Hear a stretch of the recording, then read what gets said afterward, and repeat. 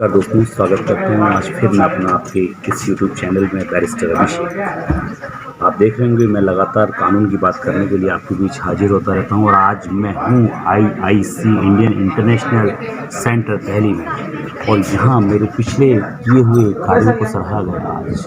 आज मैं WHRPC world human rights protection commission द्वारा मुझे ऑनरेरी डॉक्टरेट की उपाधि दी गई। ऑनरेरी डॉक्टर मतलब मानद उपाधि डॉक्टरेट। आज से मुझे डॉक्टर अभिषेक शर्मा के नाम से जाना जाने लगेगा। बहुत ही हर्ष का विषय है दोस्तों, ये मेरे लिए ही नहीं पूरे टोंक के लिए, पूरे राजस्थान के लिए बहुत ही हर्ष का विषय है कि मैं आज यहाँ हूँ और यहाँ मुझे ब्रांड एम्बेसडर्स जो हैं बाहर SMBs के जो एम्बेसडर्स हैं उनके द्वारा ये मानद उपाधि दी गई है और मैं बहुत शुक्रगुजार हूँ WHRPC टीम का, जिन्होंने मुझे इस लायक समझा और मेरे कानूनी क्षेत्र को देखते हुए, मेरे सोशल वर्क को देखते हुए मुझे उन्होंने लीगल एंड सोशल सर्विसेज में यह मानद उपाधि डॉक्टरेट की दी है। धन्यवाद दोस्तों। मैं डॉक्टर अभिषेक शर्मा एडवोकेट। देखिए, ये विश्व मानवाधिकार सुरक्षा आयोग की तरफ से मुझे मानद डॉक्टरेट की उपाधि दी गई है और ये मुझे अब तक के मेरे किए गए विधिक और सामाजिक कार्यों के लिए दी गई। सामाजिक कार्यों में जैसे मेरा सारा बायोडाटा इन्होंने कलेक्ट किया। मैंने छात्र जीवन से लेकर के अब तक जितनी भी सामाजिक कार्य की सबका डाटा इन्होंने कलेक्ट किया।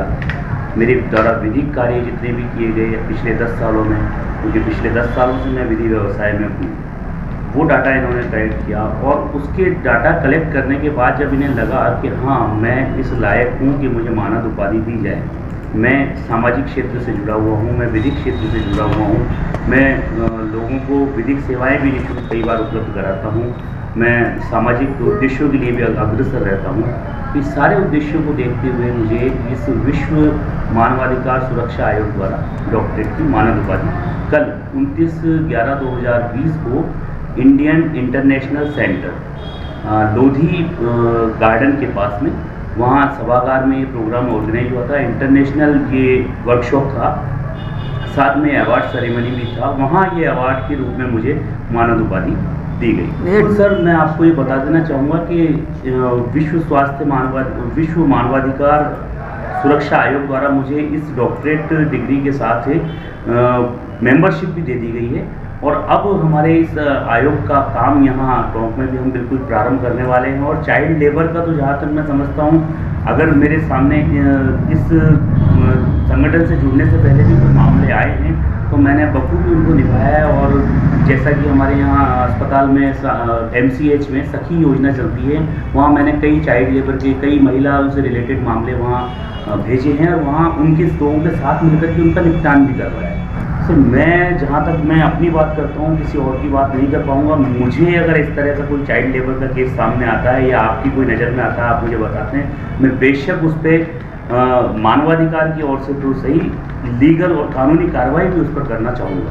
तो आपने सही कहा, आजकल टोंक में सेक्स वर्कर का और सेक्स को बढ़ावा दिए जाने की ओर बालिग बच्चों को बहुत ज़्यादा घसीटा जा रहा है। इस तरह के मामले सुनने में आए हैं, लेकिन कम्प्लीटली एक ऐसा कोई केस पकड़ में नहीं आया है जिस पर हम कोई कानूनी कार्रवाई कर सकें, क्योंकि केवल चर्चा सुनने में आ रही है। फैक्चुअली अगर जिसके साथ सेक्स वर्कर के साथ कुछ गलत चीज़ हुई है, अगर वो हमें आके बताता है तो डेफिनेटली हम उसके साथ खड़े हुए हैं, कानूनी रूप से भी और मानवाधिकार के रूप से।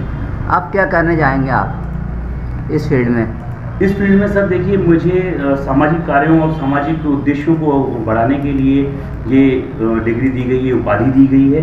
अब मैं इनके संगठन से जुड़ करके, मानवाधिकार सुरक्षा आयोग से जुड़ करके लोगों के मानवाधिकार सुरक्षा के संबंध में कार्य करना चाहूँगा। जैसा कि आपने अभी कहा कि टोंक जिले में सेक्स वर्करों की संख्या बढ़ गई है, उसके बारे में हमें वर्क करना है। चाइल्ड लेबर के बारे में वर्क करना है। ऑल ओवर हमें मानवाधिकार से जितने रिलेटेड जितने भी काम हैं वो सारे कामों को अब टोंक में अंजाम देना है। टोंक का पुश्तैनी काम है, बीड़ी वर्कर्स पुराने यहाँ वर्क करते हैं और इस माहौल को जब घुलते ये नशे की ओर जो है तब्दील होता जा रहा है। और मैं आपकी बात से सहमत हूँ कि टोंक के जो नई जनरेशन है वो नशे की ओर बिल्कुल अग्रसर है। उसे रोज़ के रोकथाम के लिए कहीं ना कहीं हम कैंपेनिंग लगाएंगे और कैंपेनिंग लगा करके उन्हें प्रेरित करेंगे और उन्हें नक्शा मुक्ति केंद्र तक भिजवाने की प्रयास करें। Definitely sir, national level international level का हमारा संगठन है, हम इस इशू को इंटरनेशनल लेवल तक उठाएंगे। बेरोजगारी के संदर्भ में सर मैं कहना चाहूँगा कि आज की तारीख में कोविड-19 का जो जब से प्रकोप जारी हुआ है तब से बेरोजगारी टोंक में ही नहीं पूरे वर्ल्ड में बढ़ी हुई है। तो जब तक कोविड-19 से हम निपट नहीं जाते, कोविड-19 हमारे कंट्रोल में नहीं आ जाता या कोई वैक्सीन बन के तैयार नहीं हो जाता, तब तक तो हमें थोड़ा वेट करना होगा। और बिल्कुल हम बेरोजगारी के ऊपर भी अपना पूर्ण रूप से सहयोग देते हुए कार्य करेंगे। मेन फोकस क्या रहेगा अपना? मेन फोकस सर रहेगा मानवाधिकार। मानव से रिलेटेड जितने भी अधिकार हैं, मतलब संविधान के द्वारा हमारे मानव जाति को, हमारे भारत के नागरिकों को जितने भी अधिकार और कर्तव्य दिए गए हैं उन पे काम करना। मानव तस्करी को लेकर के टोंक शहर में कई केसेज हुए हैं, लेकिन कई केसेज होने के बावजूद अदालत में हम देखते हैं कि मानव तस्करी के रूप में रिपोर्ट दर्ज होती है और उस पर चालान भी पेश होता है, चार्ज भी लगता है। बाद में देखा जाता है कि वो दोनों ही पक्ष आकर के राजीनामा कर लेते हैं। ऐसी स्थितियाँ कोर्ट में कई बार हमारे सामने आई, क्योंकि मैं विधि व्यवसाय से भी जुड़ा हुआ हूँ, तो लगभग सारी चीज़ें मेरे टच में वहाँ कोर्ट परिसर में हैं, तो वो कहीं ना कहीं फिर हमें ड्रॉबैक पे डाल देती है। ऐसी स्थितियों में हम प्रयास करेंगे, अगर मानव तस्करी का रियल मानव तस्करी का मामला है तो बिल्कुल हम इस मुद्दे को ऊपर तक उठाकर ले जाएंगे।